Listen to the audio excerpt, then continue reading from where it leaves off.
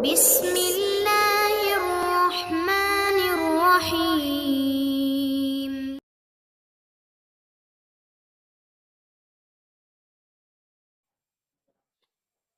بسم الله الرحمن الرحيم.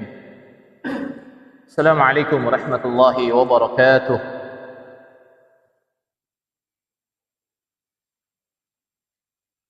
الحمد لله رب العالمين وبه نستعين على أمور الدنيا والدين والصلاة والسلام على أشرف الأنبياء والمرسلين نبينا محمد وعلى آله وأصحابه ومن اهتدى بهديه واستنى بسنته وقتف على أثره إلى يوم الجمع والدين. قال تعالى: يا أيها الذين آمنوا اتقوا الله حق تقاته ولا تموتن إلا وأنتم مسلمون. يا أيها الناس اتقوا ربكم الذي خلقكم من نفس واحدة وخلق منها زوجها وبث منهما رجالا كثيرا ونساء واتقوا الله الذي تساءلون به والأرحام إن الله كان عليكم رقيبا.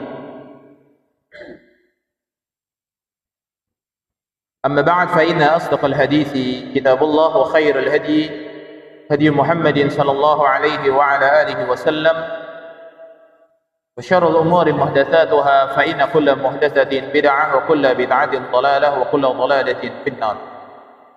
Ikhwani wa akhwati fillah, saudaraku sekalian, kaum muslimin dan muslimat rahimani Allah wa iyyakum. Kita pembahasan hari ini adalah pembahasan tentang masalah-masalah keimanan, dan hendaklah seorang muslim senantiasa memperbaiki keadaan imannya kepada Allah Subhanahu wa taala. Ini adalah perkara yang sangat penting karena sebagaimana sabda Nabi sallallahu alaihi wasallam, innal imana la yakhlaqu fi jawfi ahadikum kama yakhlaqu ath-thawbu fa as'alu Allah ta'ala an yujaddid al-iman fi qulubikum. Nabi SAW beliau bersabda, sesungguhnya keimanan itu adalah sesuatu yang bisa usang dari diri seseorang atau dari hati seseorang. Maka sebagaimana ketika kita melihat ada baju yang usang, maka keimanan pun akan bisa usang dari hati seseorang. Oleh karena itu, fas'alullah ta'ala, maka hendaklah kita meminta pertolongan kepada Allah Subhanahu wa ta'ala an yujaddida al-iman, untuk memperbaiki keimanan kita di dalam hati kita. Dan berbicara keimanan di dalam akidah Ahlus Sunnah wal Jamaah, bahwa keimanan itu bukan hanya sesuatu yang ada di dalam hati seseorang, karena iman itu mencakup 3 hal, yaitu adalah membenarkan dengan hati, yaitu meyakini dengan hati. Dan membenarkan dengan hati ini bukan hanya sekedar seseorang itu meyakini sesuai dengan kadarnya dirinya saja, bukan.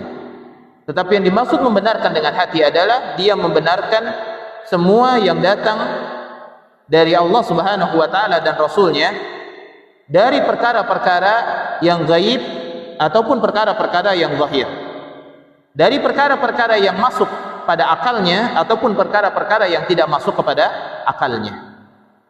Maka seseorang wajib mengimani semua yang datang dari Allah Subhanahu wa taala melalui lisan nabinya. Sebagaimana dulu para sahabat radhiyallahu taala anhum, mereka adalah orang yang ketika mendapatkan khabar dari Nabi sallallahu alaihi wasallam tentang perkara-perkara akhirat, mereka mempercayai dengan kepercayaan yang tidak ada keraguan di dalamnya. Karena al-yakin, keyakinan itu tidak bisa dinodai dengan keraguan. Maka sesuatu yang meragukan dalam Islam ini adalah sesuatu yang harus ditinggalkan. Karena Islam ini adalah agama yang terang benderang dan tidak ada keraguan di dalamnya. Ketika seseorang melakukan sesuatu dari perkara agama ini, meyakini sesuatu, maka sesuatu itu terang benderang dikabarkan oleh Allah Subhanahu wa taala dan Rasulnya. Seperti perkara akhirat, perkara surga, perkara neraka, perkara rukun iman, bagaimana seseorang mengenal Allah Subhanahu wa taala, beriman kepada Allah, beriman kepada malaikat, beriman kepada kitab, beriman kepada rasul, beriman kepada hari kiamat, beriman juga kepada qada dan qadar, takdir baik dan takdir buruk. Ini semuanya menyangkut tentang masalah keyakinan dan juga sesuatu yang zahir, seperti kitab-kitab yang datang dari Allah Subhanahu wa taala. Maka dia wajib membenarkan semua yang dikabarkan oleh Nabi sallallahu alaihi wasallam tanpa ada keraguan sedikit pun. Contoh tentang datangnya hari kiamat, seseorang tidak boleh ragu tentang hari kebangkitan, al-ba's. Orang tidak boleh ragu tentang hari kebangkitan tersebut, tentang takdir bahwa sesungguhnya Allah Subhanahu wa taala sudah mentakdirkan makhluk 50.000 tahun sebelum Allah Subhanahu wa taala menciptakan langit dan bumi. Maka takdir ini harus kita yakini bahwa takdir ini adalah ketentuan dari Allah Subhanahu wa taala. Ilmunya, kehendaknya, penciptaannya, penulisannya, semuanya Allah Subhanahu wa taala yang menetapkannya. Maka tidak boleh seseorang ketika dia mengaku beriman kepada Allah ada celah sedikit saja dia tidak mengimani kabar dari Nabi sallallahu alaihi wasallam. Sebagaimana dijelaskan oleh para ulama bahwa siapa saja orang-orang yang tidak meyakini satu huruf dari Al-Quran, tidak meyakini kebenaran satu huruf saja, maka dia dinyatakan telah kafir. Satu huruf saja dia tidak percaya. Lalu bagaimana dengan orang-orang yang tidak percaya bahwa Al-Quran ini datang dari Allah Subhanahu wa taala melalui lisan nabinya, atau orang-orang yang tidak meyakini bahwa Al-Quran ini sudah sempurna sebagaimana orang-orang Syiah. Begitu Syiah Fatimiyah, Sabatiyah, Rafidah. Mereka tidak meyakini Quran ini sepenuhnya sudah datang karena menurut mereka masih ada Al-Quran yang belum datang, yang jumlahnya puluhan kali lipat daripada Quran yang ada. Maka lihat bagaimana orang-orang Yahudi dan orang-orang Nasara ketika Nabi SAW datang membawa Al-Quran, membawa agama Islam. Mereka adalah orang-orang yang lebih dahulu dari kita. Mereka orang-orang yang pekerjaannya, ibadahnya itu lebih besar daripada yang dilakukan oleh umat Muhammad SAW. Tetapi kita umat yang paling terakhir, tapi paling duluan nanti di hari kiamat, dan orang yang paling banyak memiliki pahala. Ada dalam sebuah hadis yang sahih dijelaskan, kata Nabi SAW, permisalan kalian dengan permisalan ahlul kitabain, dengan dua ahli kitab, seperti seseorang yang dia bekerja, ya, dia menyewa seorang karyawan, maka kemudian dia mengatakan, siapa yang ingin bekerja untukku dari mulai pagi sampai waktu zuhur, maka aku akan membayarnya sebanyak 1 qirat. Maka orang-orang Yahudi datang dan dia bekerja, ya, dari pagi, dari waktu subuh sampai dengan waktu zuhur, waktu yang panjang, diberikan 1 qirat. Kemudian dikatakan lagi, kita menyewa satu orang, lalu mengatakan, siapa yang ingin bekerja untukku dari mulai waktu zuhur sampai dengan asar, waktu yang sangat pendek, dan dia akan mendapatkan 1 qirat. Maka berdirilah orang Nasara dan dia bekerja. Capek mereka. Maka disebutkan juga bahwa amilatun nasibah, mereka capek, sangat lelah mereka dalam beribadah, tapi mereka tidak mendapatkan apa-apa, sedikit sekali. Dan kemudian yang ketiga, siapa yang ingin bekerja untukku dari waktu asar sampai maghrib, waktunya pendek sekali, sangat pendek, tetapi dia mendapatkan 2 qirat. Ya, kata Nabi, yang pertama itu adalah Yahudi, yang kedua adalah Nasara, yang ketiga adalah kaum muslimin. Mereka adalah awalun, mereka orang yang paling awal dari kita, tetapi mereka adalah orang yang paling akhir nanti di hari kiamat. Orang-orang Yahudi ketika mendengar Nabi SAW, sebagus apapun keimanan mereka kepada Nabi sebelum Rasulullah SAW, kepada Nabi Isa, kepada Nabi Musa, kepada Nabi Ibrahim, keyakinan mereka kepada Nabi sebelum Nabi Muhammad begitu kuat. Mereka membela para Nabi dengan sangat luar biasa. Orang-orang Yahudi ini berpegang mereka kepada kitab Taurat, Orang Nasara juga berpegang kepada kitab Injil, walaupun mereka memalsukannya.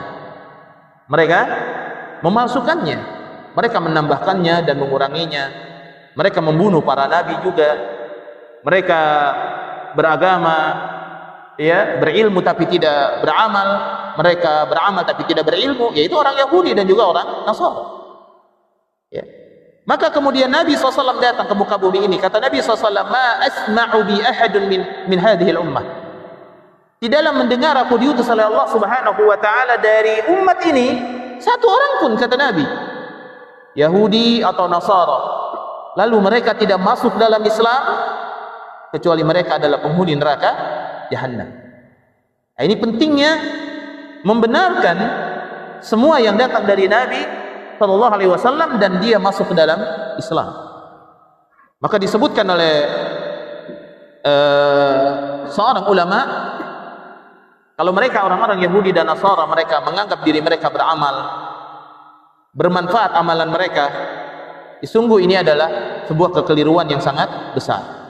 Karena mereka tidak meyakini yang datang dari Rabb mereka, yang dikabarkan oleh Nabi mereka tentang Nabi terakhir yang harus mereka ikuti, yaitu Nabi Muhammad sallallahu alaihi wasallam. Dan dulu para sahabat luar biasa.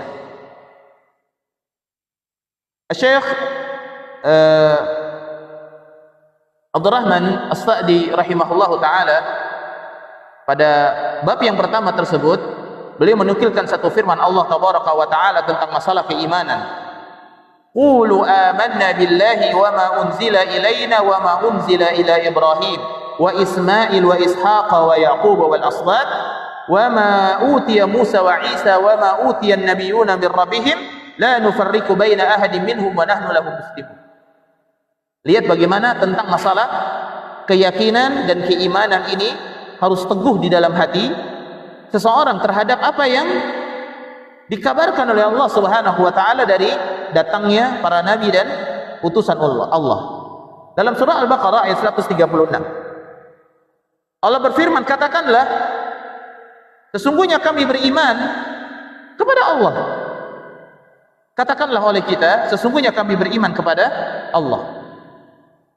Dan kemudian kami juga beriman kepada apa yang diturunkan kepada kami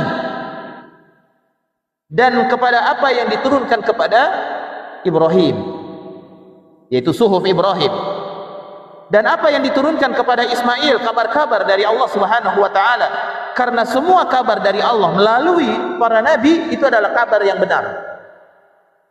Karena tidak ada para nabi yang berdusta atau mengada-ngada, tidak ada.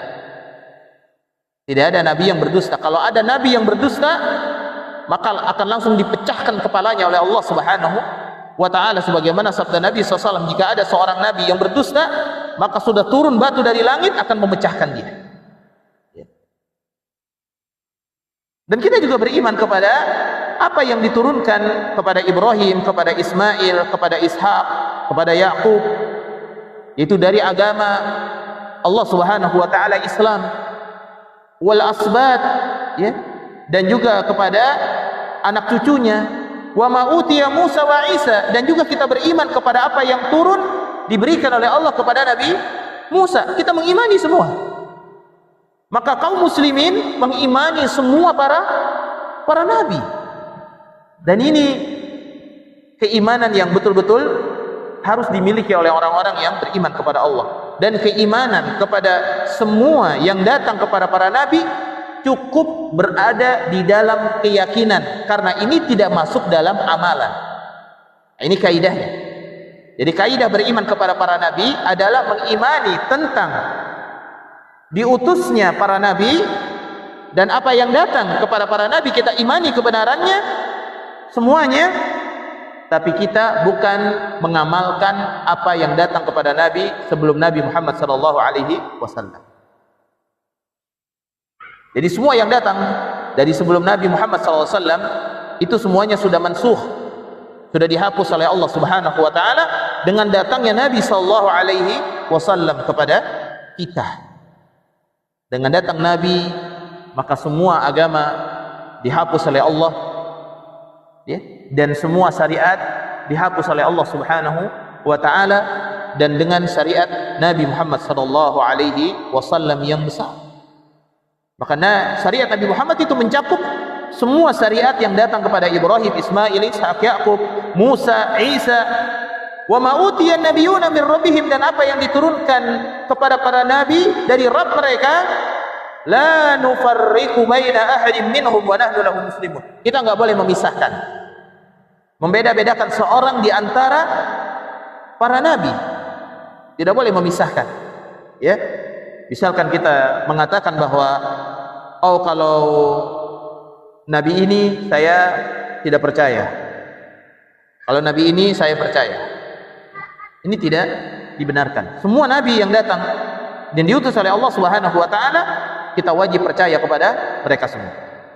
Maka Syekh Abdul Rahman As-Sa'di beliau menyampaikan, di dalam Al-Qur'an terdapat banyak ayat yang menjelaskan dasar-dasar keyakinan beserta rinciannya, menjelaskan nama-nama dan sifat-sifat Allah,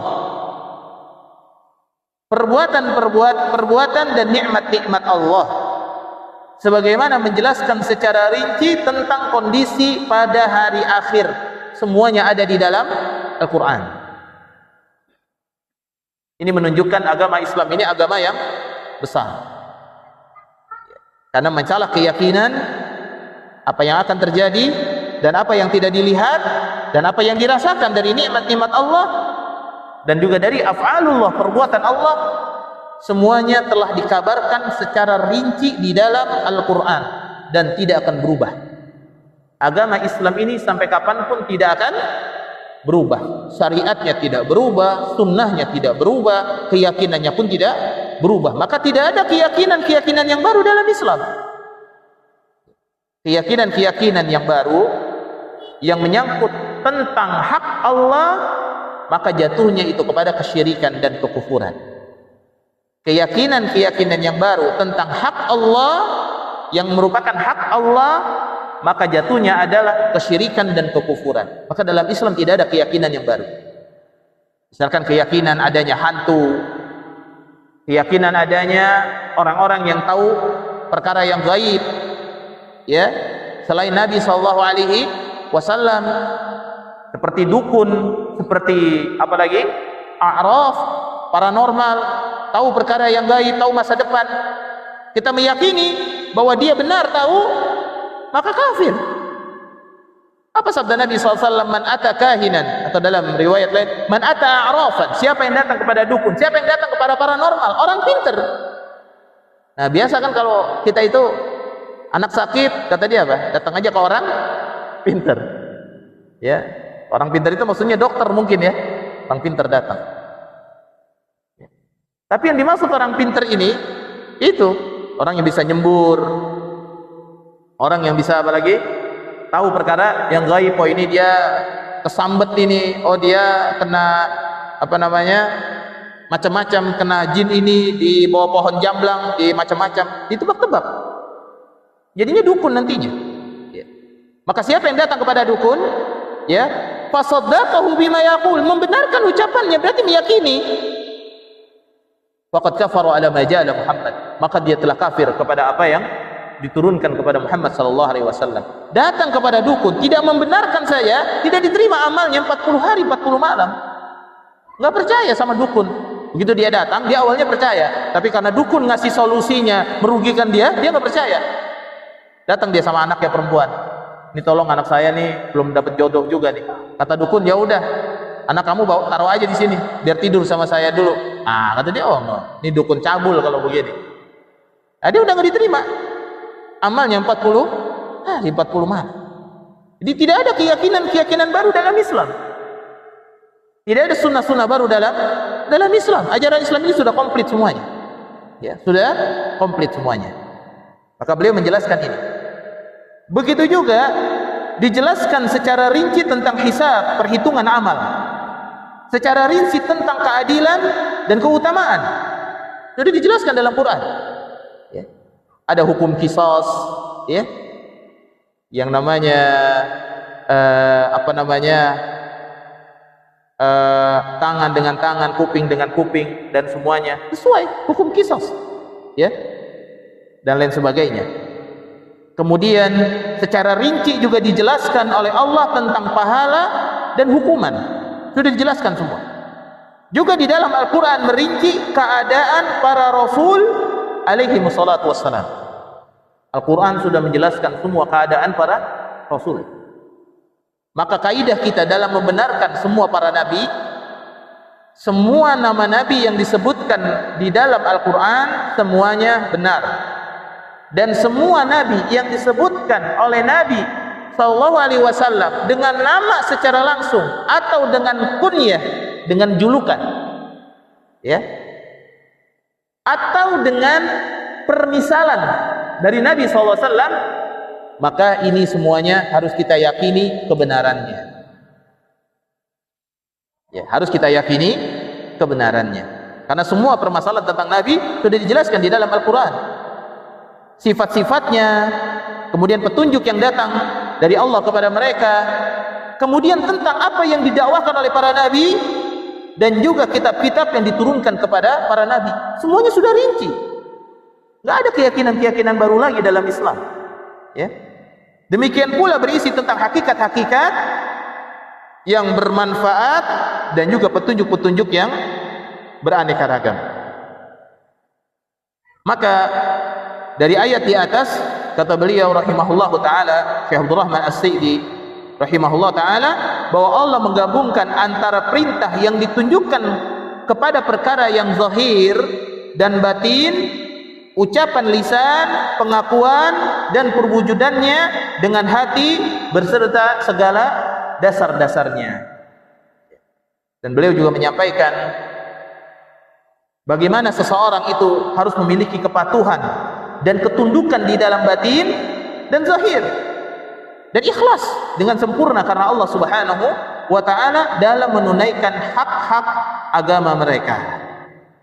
Ini bicara tentang masalah apa? Keimanan. Dan kemudian beliau menyampaikan menggambarkan bahwa keimanan itu terkadang lemah dan keimanan itu terkadang bertambah, ya. Keimanan juga bisa usang. Makanya kata Nabi SAW, al-imanu bid'un wa sab'una su'bah. Iman itu ada 70 cabang lebih. Kalau 70 cabang lebih ini nanti bisa dicari ya di dalam kitab Syu'abul Iman, ya. Itu kitab tentang Syu'abul Iman Imam Al-Baihaqi, itu tentang dalil-dalil cabang-cabang keimanan. Kitabnya tebal ya, beberapa jilid. Itu tentang cabang keimanan, dan cabang keimanan itu banyak. Seperti memuliakan tamu, ya, berkata baik atau diam, jangan marah, ya, menyingkirkan batu dari pinggir jalan, mencari yang halal, ya, dan semuanya. Jadi cabang-cabang keimanan. Setiap cabang keimanan yang diamalkan oleh seseorang akan menambah kualitas keimanannya kepada Allah Subhanahu wa ta'ala. Maka ada beberapa perkara, ya, bagaimana agar seseorang itu dia memiliki keimanan yang teguh di dalam hatinya, karena iman itu menyangkut tentang hati, lisan, dan juga perbuatan. Disampaikan oleh seorang ulama, ya, tentang bagaimana seseorang itu agar memiliki keimanan yang bagus kepada Allah Subhanahu wa ta'ala. Yang pertama, hendaklah seseorang untuk memperbagus imannya memperbanyak mempelajari ilmu syar'i. Kalau ingin memperbagus keimanan kita dan memperbaiki iman kita, hendaklah kita memperbanyak mendalami ilmu syar'i. Hadir ke majelis ilmu. Dengan hadir ke majelis ilmu, Allah Subhanahu wa ta'ala memberikan jalan kepada kita untuk meneguhkan keimanan kita. Kemudian yang kedua, agar keimanan kita dan ruh kita ini bagus dalam keimanan adalah memperbanyak membaca Al-Quran. Syekh Ad-Dossari, seorang imam Masjidil Haram, ya. Syekh Ad-Dossari itu imam Masjidil Haram. Beliau bercerita, satu ketika beliau sedang talaqi di depan gurunya. Maka kemudian datang, ya, ada orang datang kepada gurunya dengan wajah yang kusut karena punya banyak masalah. Maka kemudian datang kepada syekhnya ini, wahai syekh, bacakan kepada saya Al-Quran biar hati saya tenang. Kata syekh, sebentar, saya akan bacakan Al-Quran kamu nanti, ya. Saya sedang mendengarkan bacaan Al-Quran dari murid-murid saya. Nanti setelah selesai saya akan panggil kamu. Sekarang kamu di pojok sana dulu, kamu wudu, kamu sholat, kamu baca Quran sampai saya panggil, ya. Kemudian kata Syekh Al-Basari, dia baca di depan gurunya hampir setengah jam. Selesai, barulah orang itu dipanggil sama Syekh. Sini, antum fulan, sini. Ya. Maka Syekh Al-Basari dia mengatakan, hafizahullah ta'ala, demi Allah, aku melihat dia pada saat dia datang dengan wajah yang kusut penuh dengan masalah, ya, dan berat menghadapi berbagai macam ujian yang datang. Maka setelah dia dipanggil oleh Syekh, bercerahlah wajahnya. Aku melihat demi Allah perbedaan yang begitu jauh.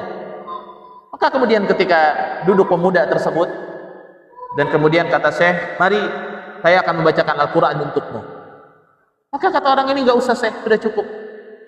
Ya, sudah cukup. Ya, karena tadi saya sudah membaca Al-Quran. Maka Syekh ini mengatakan, demi Allah, tadi ketika dia datang, ruhnya itu haus dan lapar. Maka kemudian setelah dia membaca Al-Quran, maka ruhnya itu sudah makan dan minum, maka dia siap menerima berbagai macam keadaan yang akan terjadi. Sebenarnya ujian dari Allah Subhanahu wa ta'ala kepada seorang hamba, ya, itu semua juga pasti akan diuji oleh Allah dalam masalah ekonomi, ujian kepada suami, ujian kepada istri, ujian tentang anak, rasa sakit. Orang kafir juga mendapatkan ujian, manusia lain juga mendapatkan ujian. Tapi kenapa banyak orang yang merasa ujian yang datang kepada dirinya sangat berat sehingga dia merasa tidak siap? Ini karena lemahnya iman, sehingga dia iri dengan apa yang diberikan oleh Allah kepada orang lain. Dia mah enak, kemana-mana pakai mobil, kemana-mana pakai motor, ya. Sementara saya, dia mah enak, kerja gajinya juga di atas UMR. Sementara saya, dia mah enak kemana-mana, punya istri, punya anak, tenang hidupnya. Sementara saya membandingkan nikmat Allah, ujian Allah yang diberikan oleh Allah kepada orang lain kepada dirinya. Ini namanya sedang memonopoli Allah Subhanahu wa ta'ala. Maka lihat bagaimana seseorang terhadap rizki Allah Tabaraka wa ta'ala agar menjadi seorang mukmin yang kaya. Kata Nabi SAW, unzuru ila man huwa asfala minkum. Jadilah kamu, lihat orang yang ada di bawah, jangan lihat orang yang ada di atas. Kamu akan menyangka nikmat Allah begitu besar. Emang apa yang diinginkan dari manusia dari harta? Yaqulu ibnu Adam mali mali. Kata Nabi SAW, Bani Adam mengatakan ini hartaku, aset saya di sini. Bukan, harta itu bukan itu. Kata Nabi, harta itu bukan aset tanah di setiap kecamatan, di setiap kelurahan. Dia memiliki rumah sekian, memiliki mobil, memiliki istri sekian. Itu bukan harta. Kata Nabi SAW, harta itu ada 3 aja. Apa yang kamu makan, kemudian kamu keluarkan. Apa yang kamu pakai, dari pakaian, dari kendaraan, semuanya, rumah, dan kemudian usang. Dan apa yang kamu sedekahkan, dan itu akan kekal di hadapan Allah Subhanahu wa ta'ala. Hanya itu aja. Dan itu hanya itu saja, nggak ada yang lain. Maka dengan membaca Al-Quran, seseorang itu sudah hidup. Maka bagaimana seseorang itu agar keimanannya itu bagus? Maka dia senantiasa membaca Al-Quran. Ya, kalau bacaan Al-Quran kita belum bagus, maka kita perbaiki dulu dengan tahsinut tilawah. Kita perbaiki dulu. Ya, jangan terus memaksakan dengan bacaan Al-Quran yang tidak bagus, tidak sesuai dengan kaidah qiraah. Karena sangat berbahaya, ya. Ketika seseorang tidak memiliki bagus bacaan, kemudian dia merasa cukup, padahal dia tidak tahu, ya, tentang hukum-hukum bacaan, tentang hukum makharijul huruf, dan dia tidak mau belajar, dia hanya memaksakan terus kuantitas terus yang dia banyak baca, padahal bacaannya itu belum bagus, dan dia tidak mau belajar, dia merasa cukup, ini tanda lemahnya iman.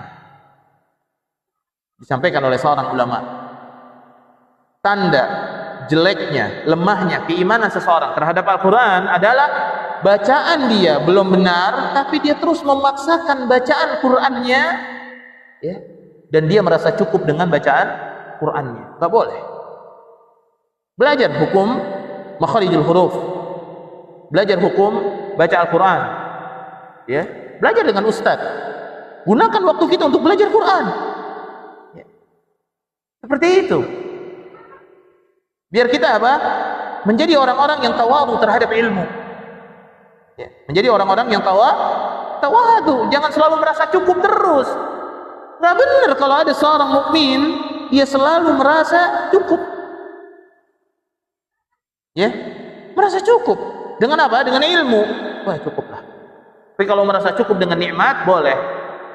Kata Nabi SAW, inna mimma syarafal mu'min, inna syarafal mu'min, sesungguhnya kemuliaan seorang mukmin qiyamul lail, ya, dan kewibawaannya, ya, adalah istighna'u anin nas. Dia merasa cukup, tidak meminta-minta kepada manusia, ya. Dia tidak mengeluh. Kalau ditanya sama saudaranya, bagaimana antum? Alhamdulillah, Allah berikan kesehatan kepada anak. Ini jangan begitu datang mukanya udah muka apa? Muka melas dia. Apalagi yang datangnya kayaknya orang yang bisa dia harapkan bisa minjem duit nih saya nih, ya, atau bisa apa, ya, bisa dibantu sama dia nih, orang kaya. Begitu datang, gimana kabar antum? Ya, antum tahu sendirilah, anak 5 nganggur, sekarang kondisi kontrakan juga belum bayar. Coba, ya, antum mah enak, kerja dan sebagainya, ya masa mau dibalas lah? Ini juga lebih parah, antum tahu nggak? Ini kan jadi berbalas, ya. Ini bahaya yang seperti ini. Maka kalau ruh kita belum siap, bacalah Al-Quran, ruh kita akan siap.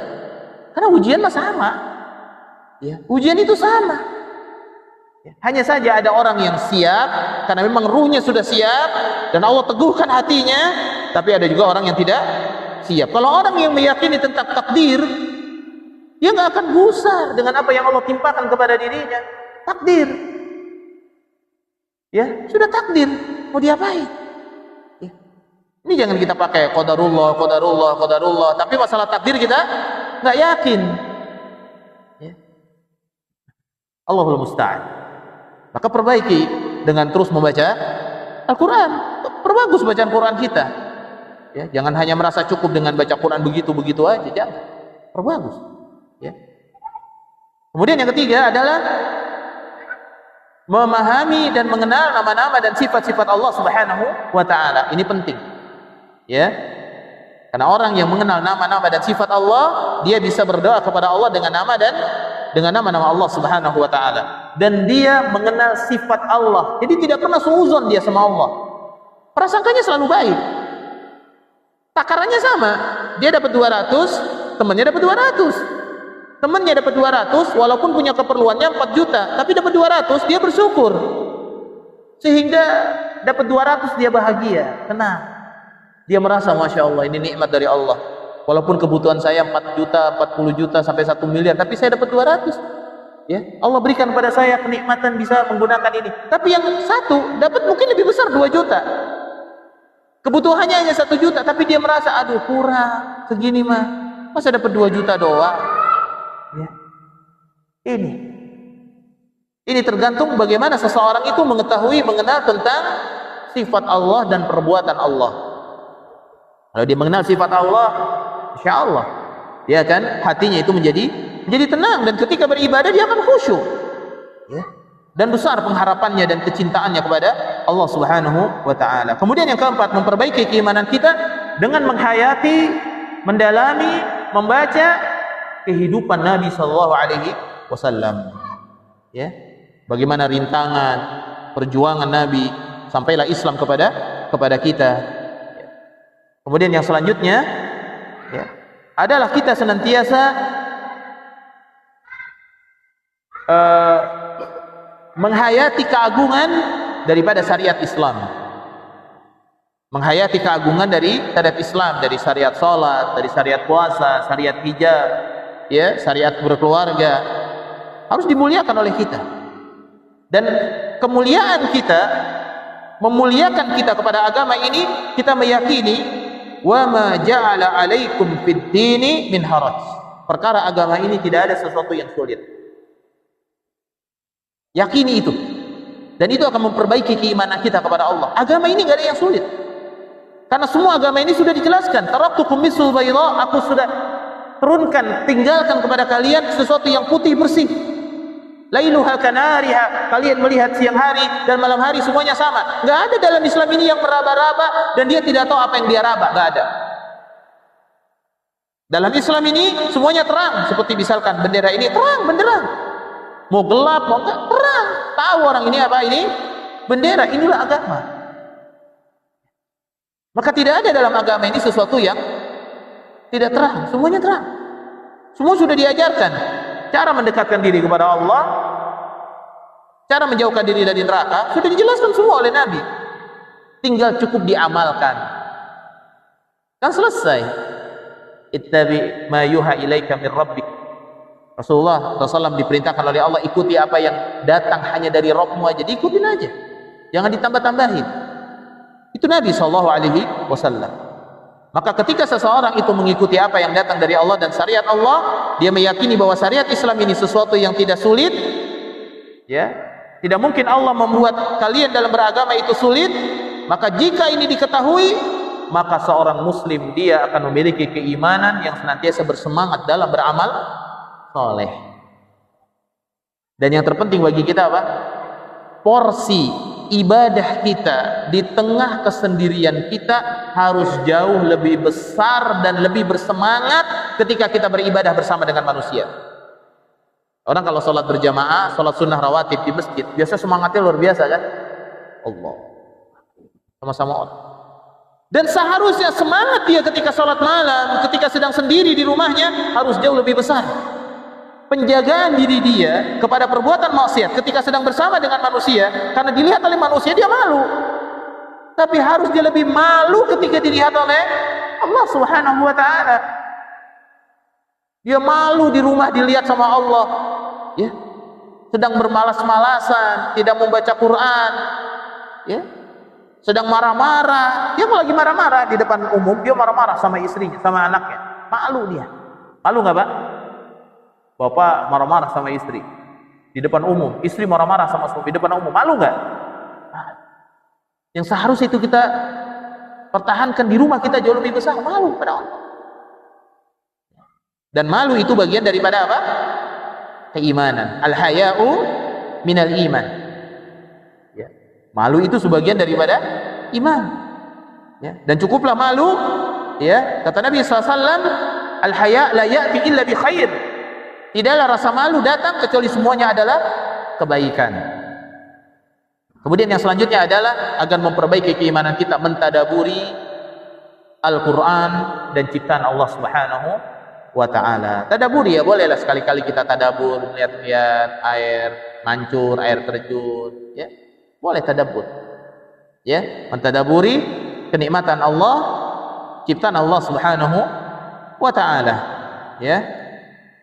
Dan kemudian yang selanjutnya adalah, ya, dia bersemangat, ya, dalam beramal dan ikhlas. Dia harus bersemangat dalam beramal dan harus ikhlas dalam beramal. Itu yang terpenting, bersemangat kita. Nggak boleh lemah dalam beramal, nggak boleh.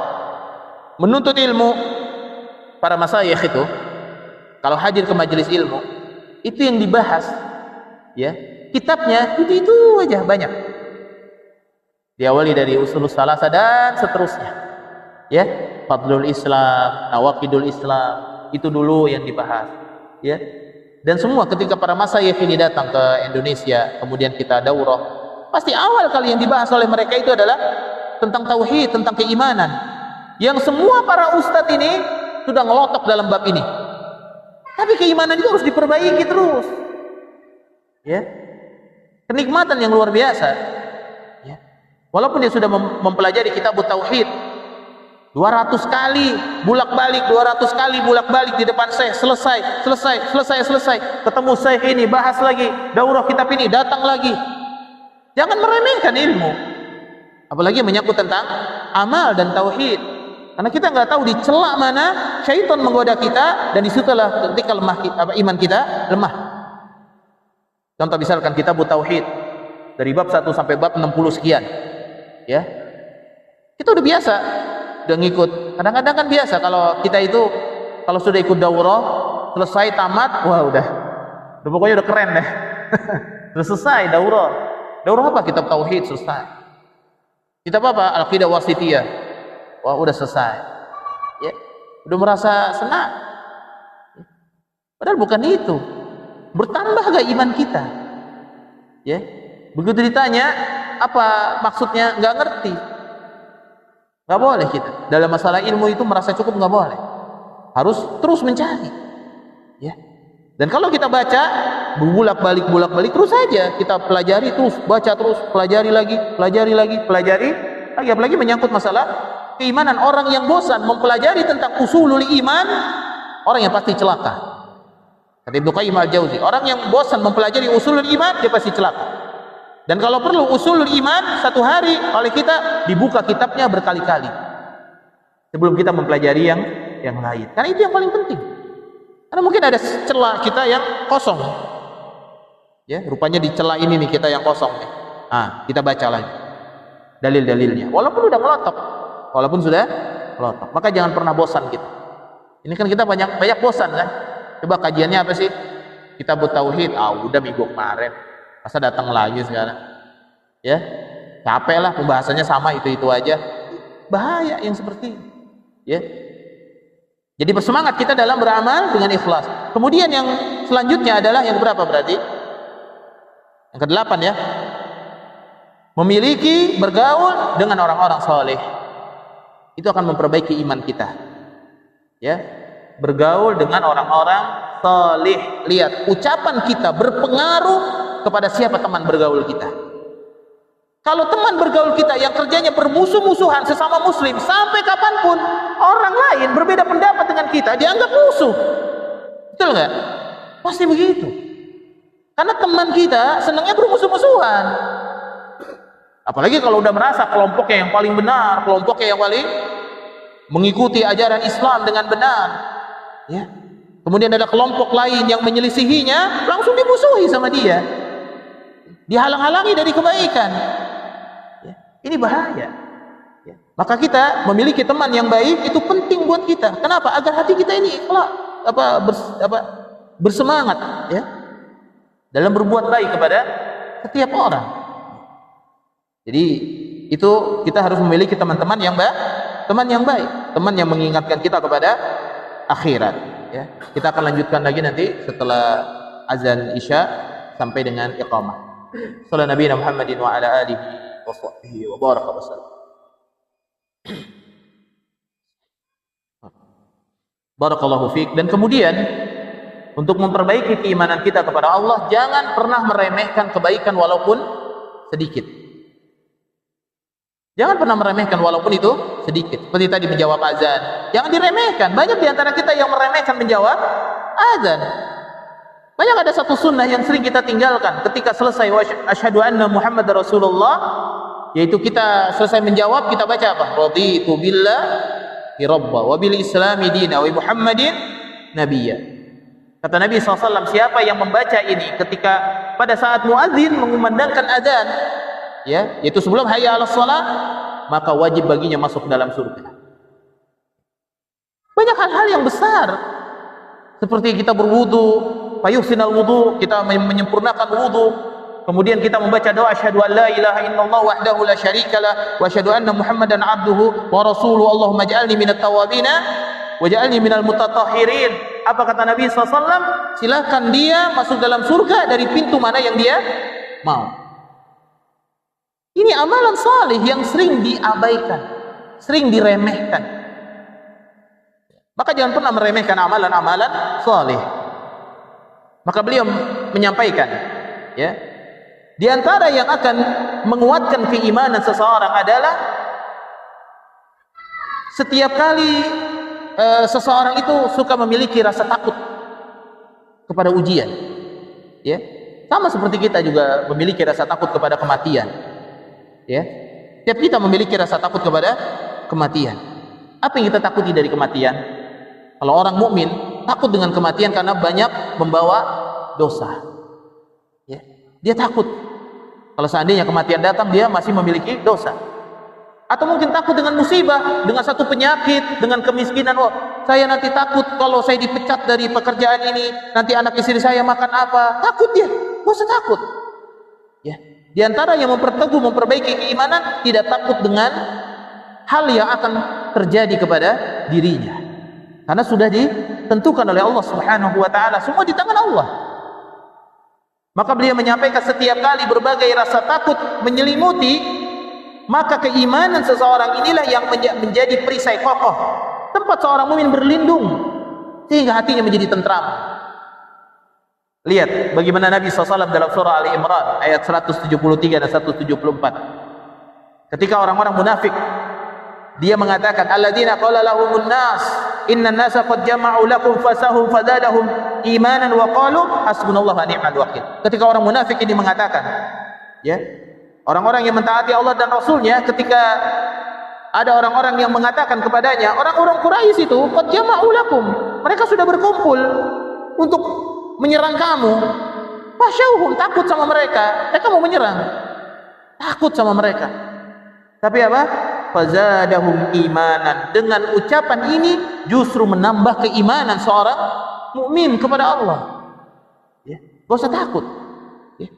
Dan kemudian waqalu hasbunallah wa ni'mal wakil, maka cukuplah katakanlah Allah Subhanahu wa taala sebagai wakil, sebagai penolong kami, sebagai pelindung kami. Fanqalabu bi ni'mati minallahi wa fadlin lam yamsashum su'un wattaba'u ridwanallahi wallahu dzul fadli 'adzim. Dan kemudian maka mereka kembali kepada kenikmatan Allah Subhanahu wa taala, karunia yang besar dari Allah. Mereka tidak ditimpa satu bencana dan mereka mengikuti keridhaan Allah Subhanahu wa taala, dan Allah mempunyai karunia yang besar. Maka beliau menyampaikan keimanan yang tulus serta keyakinan yang lurus ini membawa pemiliknya kepada kemuliaan dan kekuatan serta keberanian untuk berucap dan berbuat.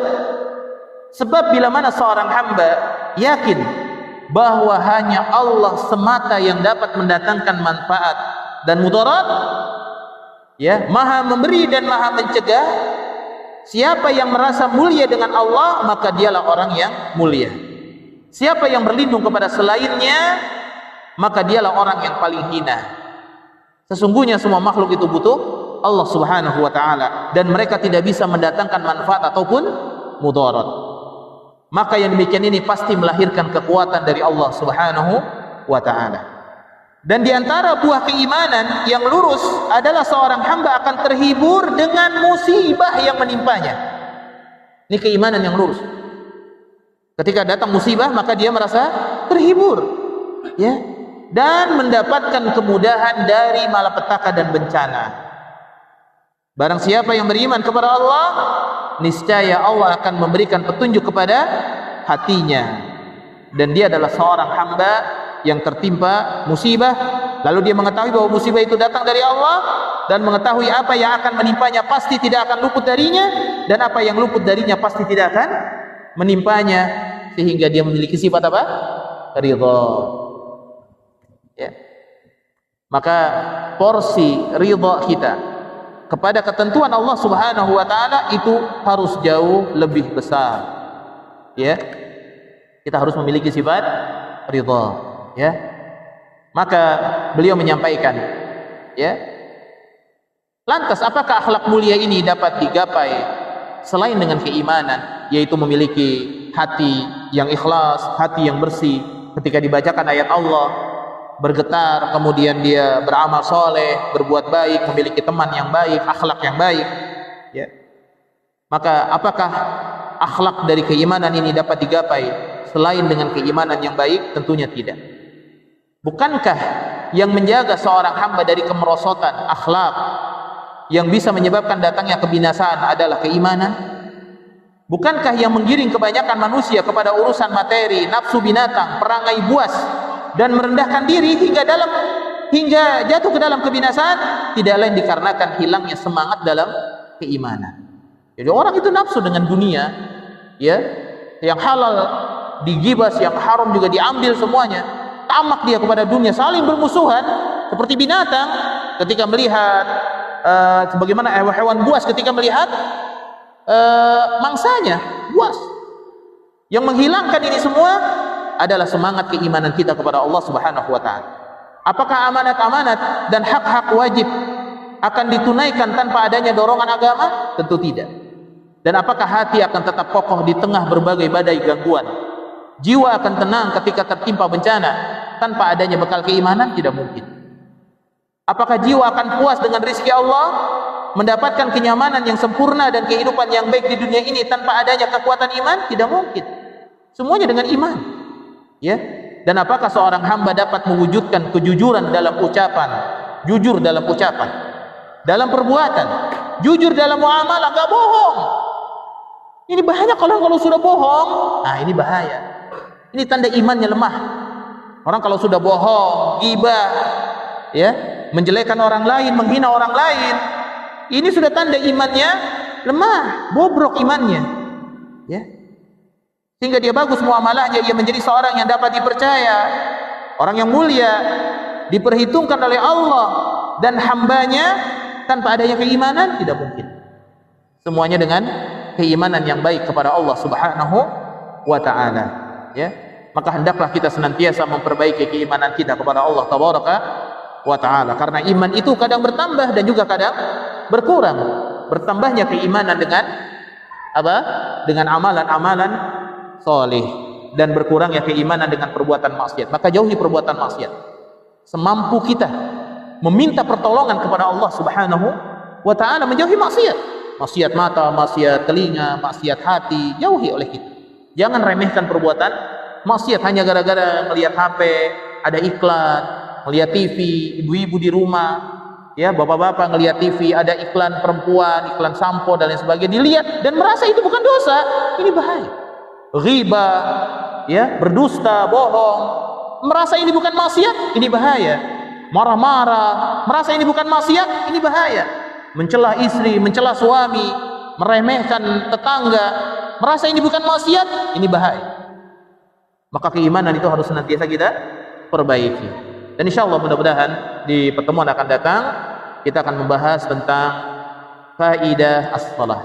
Kenapa kita salat dan apa faidah dari kita melaksanakan ibadah salat kepada Allah Subhanahu wa taala. Semoga Allah memberikan kebaikan kepada kita semua, menjauhkan kita dari segala keburukan, dan tafadhal bagi antum yang dimudahkan oleh Allah untuk memberi kitab Ar-Riyad An-Nadhirah yang terjemahan dari cetakan Darus Sunnah, yang terjemahan itu sudah dikoreksi dengan baik, ya, tafadhal, silakan antum bisa beli baik secara online atau beli secara offline di mana antum temui. Hadza wallahu taala bisawab. Kita akhiri dengan subhanakallahumma bihamdik, asyhadu an la ilaha illa anta, astaghfiruka wa atubu ilaik. Wassalamualaikum warahmatullahi wabarakatuh.